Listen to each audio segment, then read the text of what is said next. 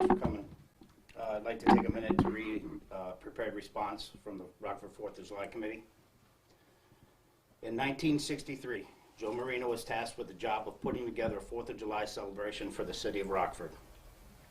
He raised $3,000 that year to put on a fireworks show in downtown Rockford, and for the next 55 years, he would continue to do just that.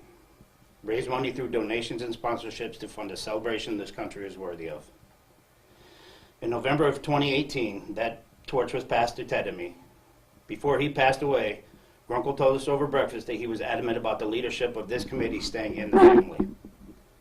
We have taken that torch with honor and continue to work as hard as we, as a committee, can. That brings us to 2020. This community, this state, this nation, and the world have been confronted with something that caused fear, doubt, concerns, and apprehensions in the form of COVID-19. As a committee, we struggled with the decision to even pursue a celebration this year with all of the uncertainty this pandemic has brought on. As a courtesy, we consulted with the mayor's office as to what the city thought of what we were trying to accomplish. Initially, we were planning the biggest celebration that the Rockford community has seen in the last 57 years. With the introduction of the pandemic, we scaled back the celebration to eventually just include a shortened fireworks show. We felt that the community would need a sense of normality in extremely abnormal times, and we could offer that in a fireworks show that not only celebrated our country, but held the tradition this community has come to know and love over the last 57 years. Unfortunately, through City Hall, we are not being given the opportunity to do so this year. Although we have made adaptations and exceptions with what we wanted to do this year, we are being denied the opportunity to do so by not receiving a permit to operate from the City of Rockford. Through hard work and dedication, we have raised the funds necessary in an extremely short amount of time to provide a 20-minute fireworks show for the citizens of the community to enjoy, and it absolutely breaks our hearts to not be able to do so. It is with these extremely heavy hearts that we say that we are forced to cancel this year's 4th of July fireworks celebration. Know this one thing. This all-volunteer committee is made up of individuals from every walk of life, and it is dedicated to serving this community as a whole. And to our donors, sponsors, and citizens of this community, we will be back in 2021 with what we were planning for this year, the biggest 4th of July celebration this community has ever seen. From the bottom of our hearts, we thank you for your support for your celebration. There's a reason why we write things down.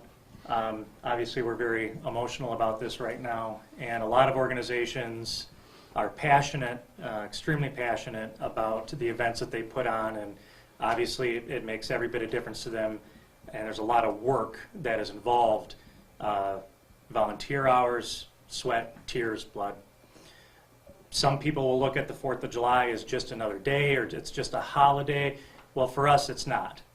What we are doing is something that we work on a full year to make happen for over 150,000 people in our community.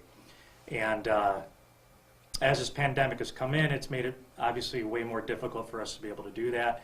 Our personal opinions don't outweigh the fact that the choice has been made by City Hall, and this is what it is.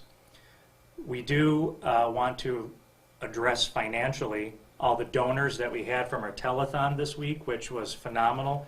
We got to speak with so many amazing people that have so many great stories of Joe, of the 4th of July that are volunteers. And the other thing is, folks, we're only a group of like 20 to 30 people that put on a citywide event for 90,000 people that come down to our event. And it's amazing to me what we've been told over the phone calls and the telethon, and it was just illuminating, and it made us reinvigorated as to why we do what we do for this community. And to tell you guys that we can't do it this year breaks our hearts. It's just that simple. We will be reaching out to everybody that paid via our website and your credit cards. You'll get an email in the next 10 minutes here. Please actually look at your email. It's from fourthandlights@gmail.com.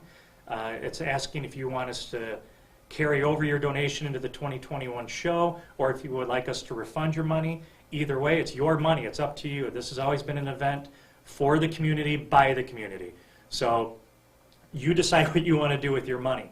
Our sponsors that have paid, we've already been in contact with some of them, and they're telling us to earmark it for 2021. But again, we will reach out to you that we haven't heard from yet, and we will make sure that we get some kind of information back and forth to let us know if you want us to hold it for 2021 or not, and we won't bother you in 2021 for more money unless you want to give us more. And then for anybody that has been a key proponent in making sure this happens, we have a lot of friends and family and our volunteers, liaisons to the city and to the county and to basically across 3 counties, not just Winnebago. We appreciate all the support that we've had from you all, and we're not done. We were founded in 1963, and we're just going to keep going. I think for the keyboard warriors out there, I want to address you too. Remember that we're human and we all have emotions, and sometimes it's better not to say anything at all if you're just going to be rude and mean. Not enough people actually come out and direct you, so I'm going to direct it right to you. We are volunteers, period. Next year, we're still going to aim them high. We'll still have our ground effects, but we're going to blow the hell out of the Rockford sky. It is going to be huge. It'll be bright. And I don't care how we get it done. We're going to find a way, and we're going to make it happen. Thank you for coming in today.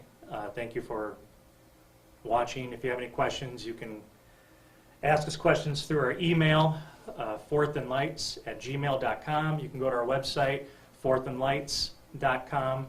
We'll have our official statement listed on our website this afternoon. And that's it. So on behalf of Tom and myself, thank you very much. Oh, wait, you had questions. Yes, sorry. I know that there was a little bit, you were working with the city to try and get this done. Is there any more insight you could be able to give on, what is the reason that you heard that, it can't happen this year?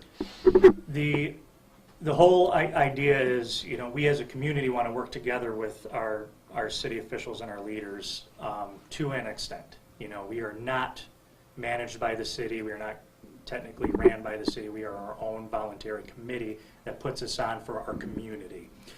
By us reaching out the first time to the mayor's office and letting them know, hey, it's a pandemic, we thought it was necessary to bring them in on this and to converse with it. Do we agree with the decision of canceling the fireworks? No, I personally, and my personal opinion, I'm not going to give the opinion of everybody on our board and our volunteer committee, but my personal opinion is absolutely not. It's in July, and just judging on our governor's statements, I believe that we're moving in the right direction, especially in our community. So unless they have a ball that they can see the future in, I just don't understand the decision process. Obviously, our leaders, their job is to make sure that we're safe. I mean, let's face it, let's take away everything else. The whole concept is their job is to make sure that the public is safe with police, with fire, barricading public works. And if they felt that that was going to be an issue, and that is their hang-up for the 4th of July, then that's their hang-up. I can't speak for them, but that's what we were told is pretty much the issue. Awesome. You addressed it a lot, but for those people who came out and donated, I mean, just anything. Sure. I mean, I know, like you said, expressing sympathy to those people, and there's going to be a lot of disappointment out there. Oh, there's going to be tons. I mean, what is your personal message to them? Don't forget us, and don't forget what we do in our community. There are a lot of cities, a lot of municipalities where they use tax dollars for the fireworks and the police and the event for the day, and it's earmarked for in certain cities, and they do a beautiful show to honor our country. But because of how we started in '63, we've just kept the same formula of the city does provide the police and fire department, and that is a big cost. But we will do everything else and raise all the money for everything else. So don't forget our committee. When it comes again, every year we have to raise roughly $85,000 is what our typical year is to make the 4th of July happen downtown.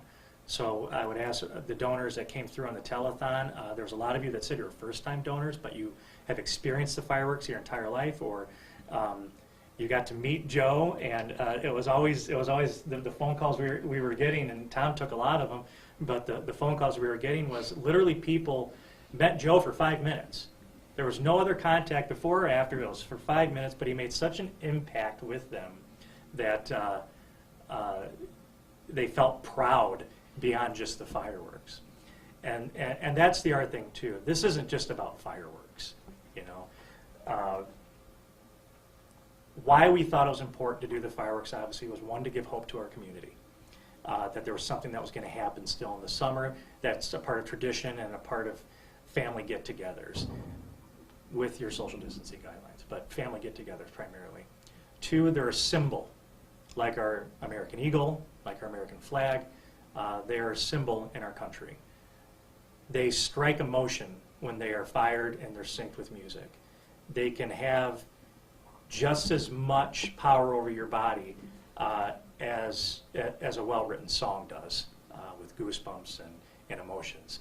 And we wanted to keep that going and not let it falter, especially during this pandemic. Obviously, that's, again, not an option. And I know we're going to get asked a lot too, do you have any other options with the county, with Loves Park, with any? Our hands are tied. If someone comes to us and says we can fire off in their area, but I don't want to take away from the Rockford donors, and I know Tom agrees too. It's a primary of our donors, 80% are Rockford residents. Granted, we get a lot of Loves Park donors, Cherryvale, Belvedere, so on, but we're dead in the water this year. That's all there is to it. Sorry. Anything else? No, that's it for me. Thank you very much. All right, thank you. Appreciate it. Thank you all at home.